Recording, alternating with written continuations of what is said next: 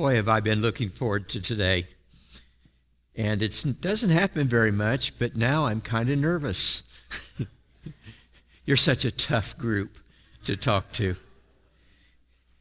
I'm enjoying Pennway Church of God, and by that I mean the building's okay, but I'm enjoying you. And that's what the church really is, isn't it? And some of you know Tuesday I'm going to be meeting with the, what is the name of the older adult group here? Prime? So my brain is the same age as my face, so I'll probably ask you what your name is next Tuesday too, or this coming Tuesday. One of the things I did for Church of God Ministries is go around and as a service to churches, just talk about things people can do to help their families towards the end of life. And I'm going to be sharing some of that. It's Michigan specific. I want you to know, though, I have nothing to sell. I'm not going to ask for your email address. I probably already have it through the church. Not going to ask for your phone number, and I'm not going to ask to be put in your will. But there's tons of things that you ought to consider that can be helpful to your family and the people that you love. And I love doing that seminar. And so I've continued to do it. I've been doing it for over 20 years. So, oh boy, on Tuesday, I'm so excited because we get to talk about our state. So this makes today even better, doesn't it?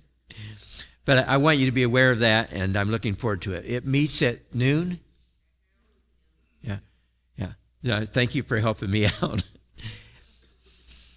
When I started being an interim pastor, my first church happened to be my own church. And I went to South Meridian Church of God. There we are. That's a picture of my church. And every Sunday morning, it was the tradition in that church that the pastor would give a greeting and say a few words. And so every Sunday morning, I would give a greeting, and then I would tell the church something that they liked about them. And that went on for a few weeks, and then one day I got a call from the chairman or the chairwoman of the church council. And that was the leaders of the church at that time. And she said, "Kirk, we need to talk." And what I heard was, "Kirk, you need to listen." And so, yeah, what's up? She said, "You've said a lot of nice things about our church." And I said, "Oh, I do, because I want to celebrate the church." Then she said, "We're not that good. We have plenty of problems in our church." And I said, well, I know that. And then she said something to me that no one had ever said to me before. "I think you're really naive." About the church. Naive about the church. Naive about the church. Let me tell you something I already know about you.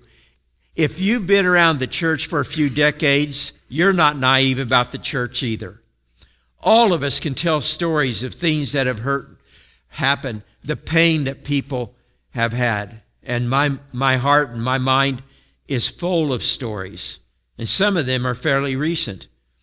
I talked to someone in the last month whose parents had lost the man had lost his job, and because of that, money was really strapped, and he wasn't able to give what he had been giving to the church. And the pastor called him out publicly. And that happened in a church. I have a friend, a casual friend. I'm best friends with her parents. They were missionaries. They were in really poor parts of the world.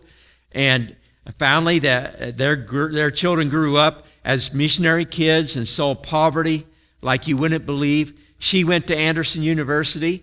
She met a wonderful guy, and they got married. And they ended up living in Indianapolis. He was a teacher. And in grade school, very, very popular teacher. She had a small home business, and they couldn't have children. And so they talked and prayed about it and decided they wanted to adopt. And they adopted, over a period of a few years, 4 children from Ethiopia. She had seen that kind of poverty. And every child they adopted was in destitute circumstances, and they wanted to give those children a new path and a new love and a new family in life. that they were happy to do that. And then, of course, after they adopted the 4 children, she got pregnant. And then they had a 5th children. Great family. He got cancer, very serious cancer. It took him a little over 2 years to die. And they had friends who would bring in meals and take them to the doctor and do things like that. And the church, some people from the church came and prayed over them. And he died. And now she is faced alone with 5 children. And he had been the primary income support.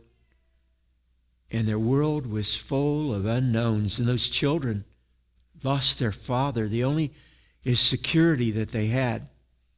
When they started to go back to church the first Sunday, they went to a fairly large church in Indianapolis. And as they went in, they went to the children's section where they would check the children in for the children's program. And the 2 smallest children particularly were just constantly holding on to each other. They needed each other. They needed to be together. But the leader of the children's church said, well, this child's 1 year too old. They can't stay together. We'll send the young child to their program. And she explained that they're going through the death of their father. They need each other. They really need each other. And she was told, no, that doesn't fit our policy.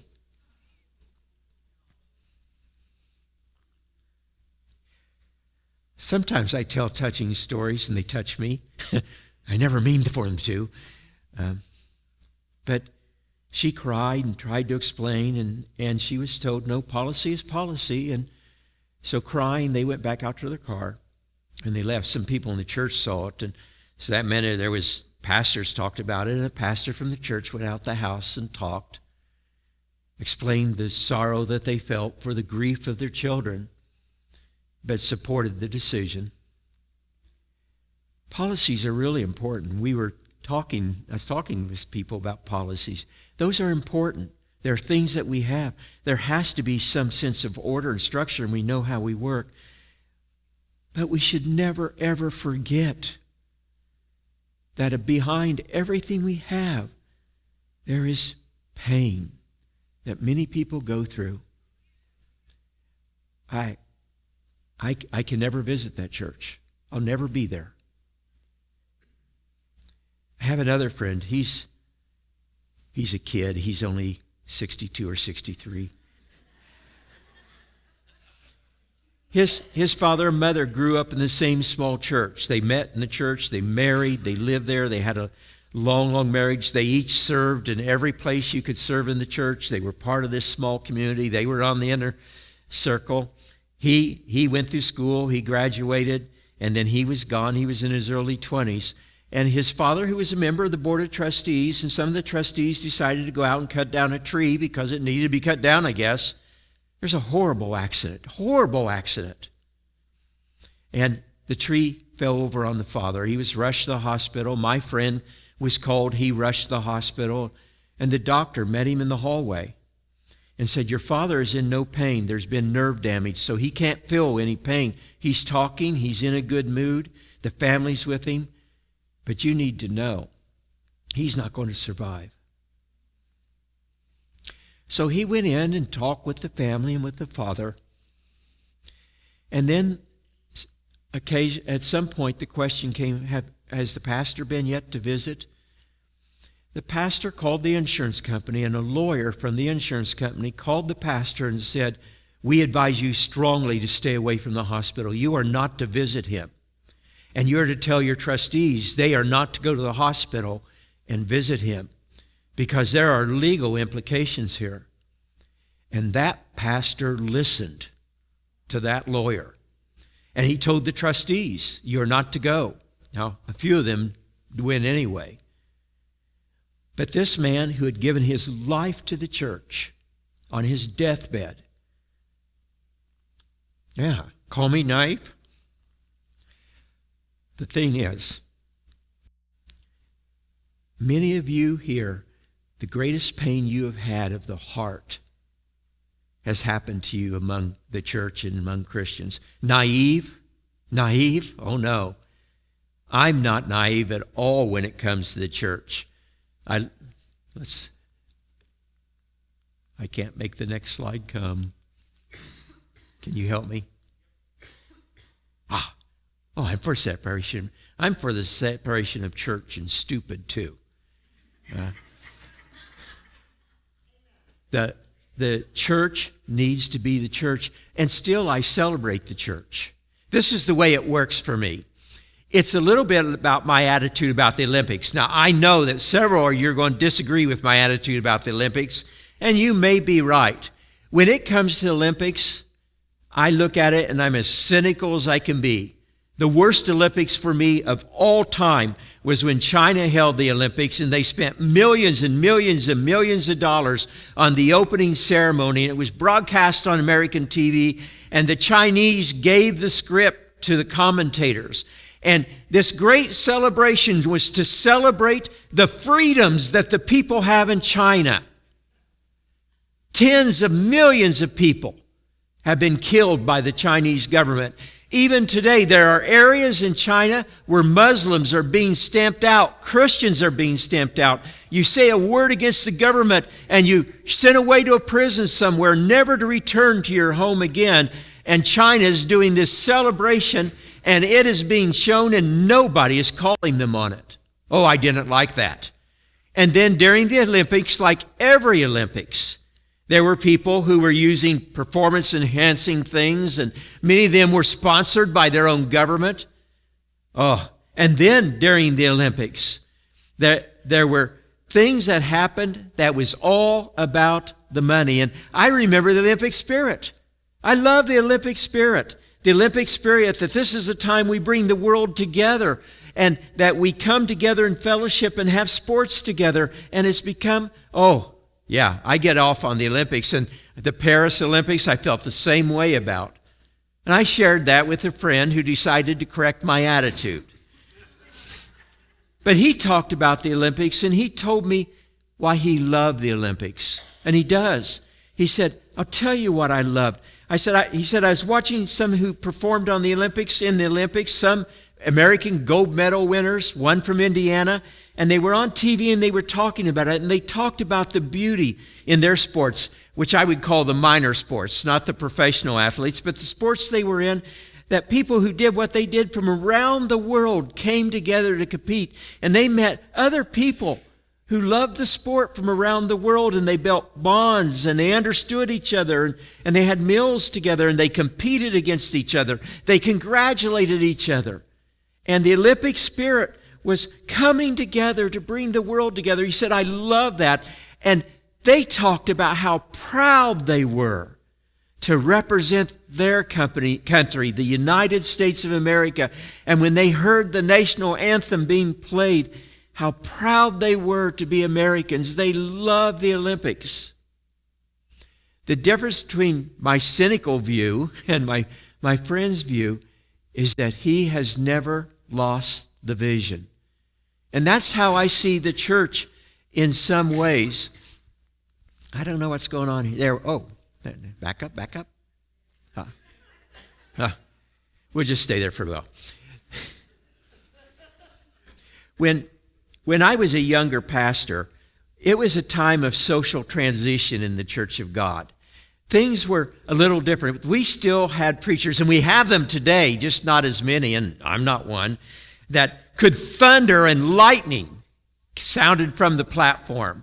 And they needed a pulpit because they needed something to pound. And they would speak, and you would feel the power and the authority of their word. And I remember some of those guys, when they used to preach about the church, they would thunder. And I can't do it like they did.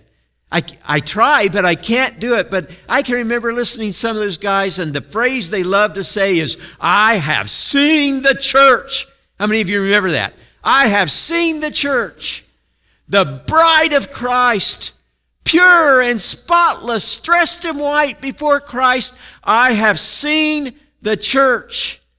And they would talk about the church, this beautiful, the church, which is the bride of Christ, dressed in white, coming pure and radiant before Christ. And I would listen to them preach that. And then over time, I made friends with a lot of them, and we would sit around a table. And as we sat around the table, they would talk about the problems in their church. They would talk about dysfunctional people or church arguments or church fights or fires they had to put out, and all of the problems that all churches seem to have, although they're distinct. And yet, they could preach, I have seen the church. Do you know what they're saying? They aren't denying the problems that churches have. Frankly, anytime, wherever there's groups together and there's relationships and different points of views, there's things to work out. Every church has that. But they never took their eyes off the vision. I have seen the church. They had the vision of what the church is called to be and should be and could be. And that is something that we can celebrate. Now, earlier, a few sermons ago, I said something to the effect, you should put everything to the test. So you put this to the test.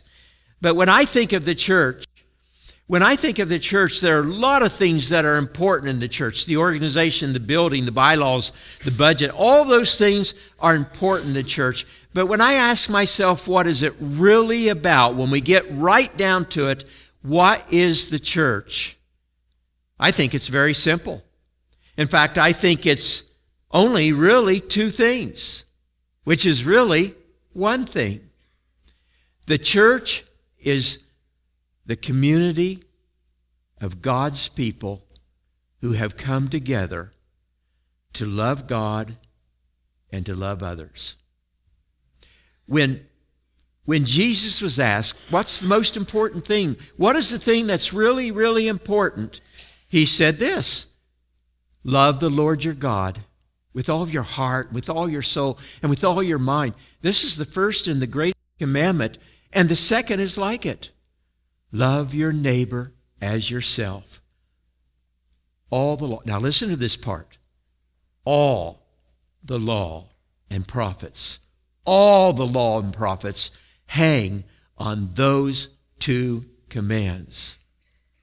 So we have a lot of programs, we have a lot of ministries, we do a lot of things, we have a lot of structure, but it all points to being this. We are the community of God's people who come together loving God and loving each other. And everything points to that and should come out of that. That's what it's really about. I'd like to break that down just a little bit. We are a community of people. Do any of you recognize that movie? What is it? Castaway from the year 2000. Tom Hanks was in Castaway, and Tom Hanks played a FedEx exec who was taking a FedEx plane back to the United States after meetings. Just the crew and him, and the cargo was in it, and it crashes. And the crew is all killed. And Tom Hanks makes it to an island. He buries some of the crew. There are some boxes that float in. But now Tom Hanks is all alone on this island. And really what the movie is about, it's a great movie if you haven't seen it, but it's a strange movie because the vast majority of the movie is one character in the movie, just one person. And it shows Tom Hanks, who is this high-powered exec for FedEx, and now he is by himself, completely alone. And it shows how that aloneness changed him. And in many ways, his life became strange and stranger as time went by. In fact, he found a volleyball, and he painted a face on it. And he gave that volleyball a name. Wilson. Yes, Wilson. And he talked to the volleyball. And the volleyball started talking back. And he started responding to it. He and Wilson got into arguments with each other. And at one point in the movie, he cared so much about that volleyball, the one thing that he had, that he put his life on the line to save that one little volleyball. And it really is a picture of what happens to us when we are all alone in life. There's something that changed. We are made to be a we. Each and every one of you have your own story. You have your own way, your own perspectives. There's things unique about each of you. Some of you do unique better than others. But we are created as human beings to not be alone. There's a we-ness that is part of the very fabric and the structure of who we are. And so when we come together as the church, there is a we-ness to the church. In fact, Castaway, I'm going to skip that one. Castaway is called a story. A psychologist did a thing and talked about, it points out to the need for people to need people. And that's absolutely true. You know people who love God and read the Bible, and they are Christians, but they are not part of a community of God's people. I don't go to church anymore. I am not angry at those people. In fact, the people I know who are in that situation will tell me their story, and I feel pain that they have gone through some of the things that they have gone to by being a community of God's people. But community is so very important. And as Christians, if we don't have that community, we are robbed of part of what God wants us to be, but also what can be for us. You've read, and many of you know, that during the times of depression, it's very hard for some people to go out and be with other people, but how important it is to not be totally isolated. There was a story on Indianapolis News this week that a study had been made, and kids who are in high school today are spending 70% of their time, 70% less time in personal relationships with other students. My wife's a teacher, so I asked her, is that true? I don't see how that could be true. And she said, I think it might be. Now, where my wife teaches, I don't know how it is up here, but where my wife teaches, kids are not allowed to have cell phones in class. There's a variety of reasons. Teachers have phones. The people around the school the adults have the phones. So if there's trouble, they can make the quick phone call, and there are guards in the school and all that kind of stuff. But they're not allowed to have phones. But my wife, Debbie, says when that final bell rings and they go to their lockers, all the kids rush out, open their lockers, get out their cell phones, and they begin texting. There's kids all around them. She said they don't talk to the kids around them. Their eyes are on the phones. There's something lost if we lose personal relationships.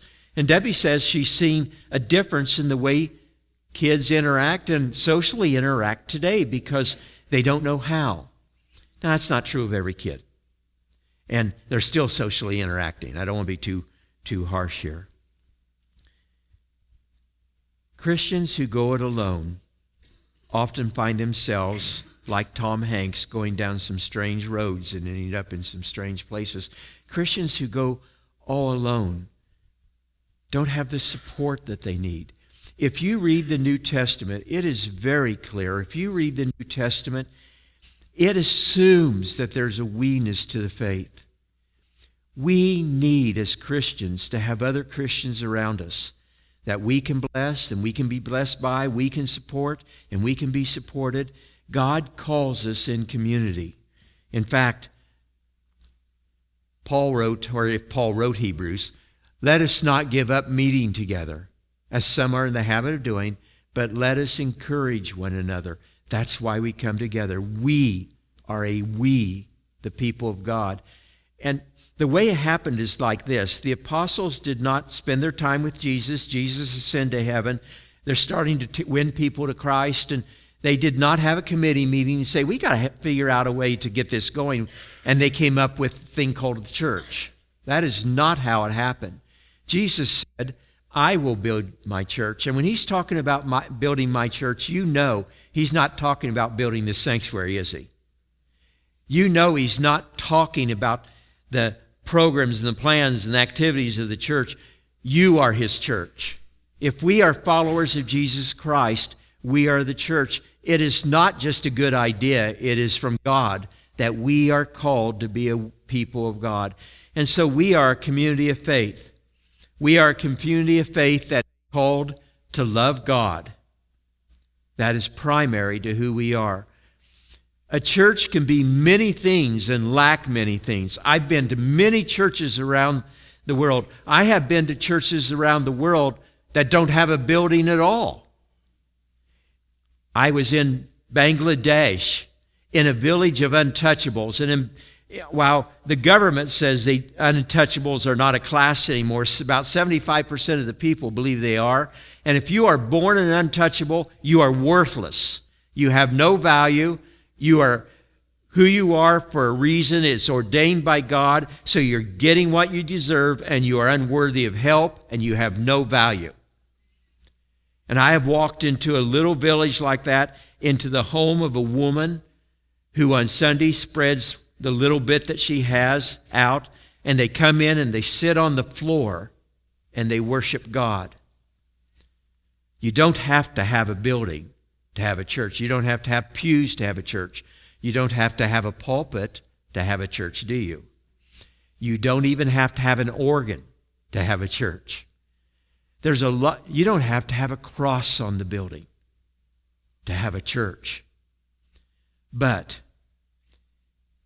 if you forget that we are called to love God, you can have all of those things, and you're not a church. To be a church, we are the community of people who love God. And sometimes churches find themselves going down a path and a trail, and they are so concerned about other things. As the book of Revelation says about one church, you have lost your first love. The church loves God. And may I say, I see that in this church. I see that in the leaders of this church. I see that in the goals of the church, in all of the things that we have to untangle, in all the things we have to look at. The church to be a church loves God, and the church to be a church loves others. And while I have separated those as two separate things, I think they're intertwined. It's more like a stew than two separate things. You can be a church, and you don't have to have hymnals. You can be a church. You may not have even a guitar. You can be a church. You may not have committees. You can be a church. You may not have bylaws. I've been in a ton of churches around the world who've never even heard of bylaws. All of those things, all of the structure, and all those things that we come together and we make it so we can operate as a church are all for good reasons. I'm not opposed to that.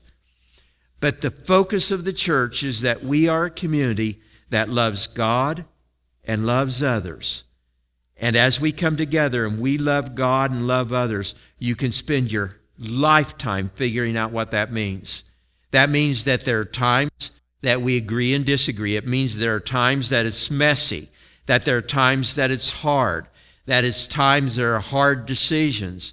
There are times that just figuring it out is a difficult thing to do. What does it mean to love God? What does it mean to love others? I still feel like I'm in kindergarten when it comes to that. But that's what we exist for. In 1983, Steve Jobs had Apple going, and it was taking off. It was doing a good job. But it was to the point that they had reached the point that they needed more organization. And so he went after a man named Scully. And Steve Jobs went after John Scully. And John Scully was a wonder king in the business world. He was 38 years old. He was head of PepsiCo, Pepsi-Cola, and the whole soft drink company. And he was considered the superstar among the businessmen in the world. And Steve Jobs went to John Scully, and he offered him a ton of money and a ton of stock and a ton of power to come and work for Apple. And Scully said no. For 5 weeks in a row, Steve Jobs went to meet him, and finally he flew to New York, and they were standing in an office in New York in a high-rise building looking out over the city. And Steve Jobs asked John Scully the question, John, do you want to spend the rest of your life selling sugar water, or do you want to change the world? Churches that lose their way forget. We are called to love God we are called to love others. And that's how we change the world. I want to pray for you today. I want to pray for the leaders today. I want to pray for our future today. We are called to love God, love others, and change the world. You are doing so much of that right. And we still have challenges. Pray with me.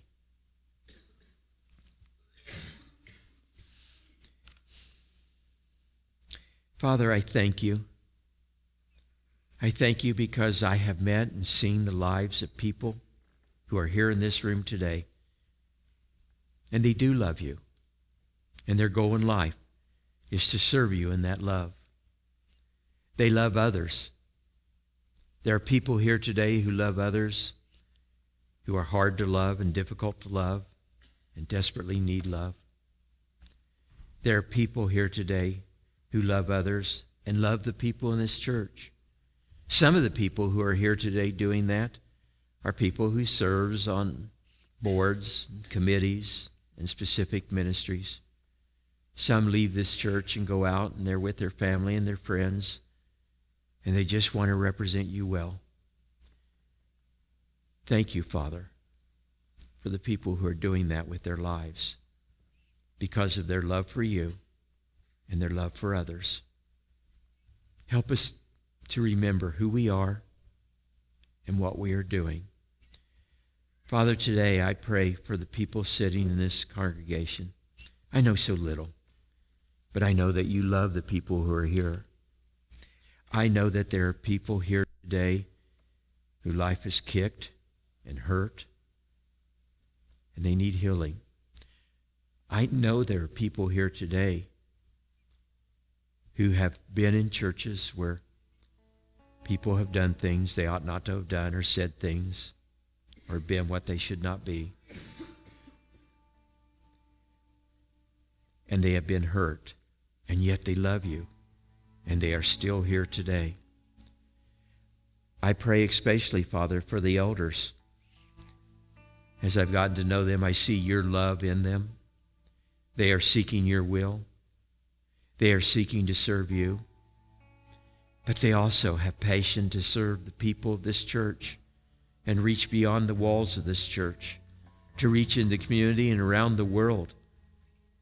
I ask, Father, that you give the elders the wisdom and the direction, the Spirit. I thank you, Father. If this is a time that some of us need to focus on what's really important, bring us back to your love and the love that we have for you. Help us when it is very difficult to care and love for others. As we live our Christian lives as individuals, as we serve you together, help. Amen.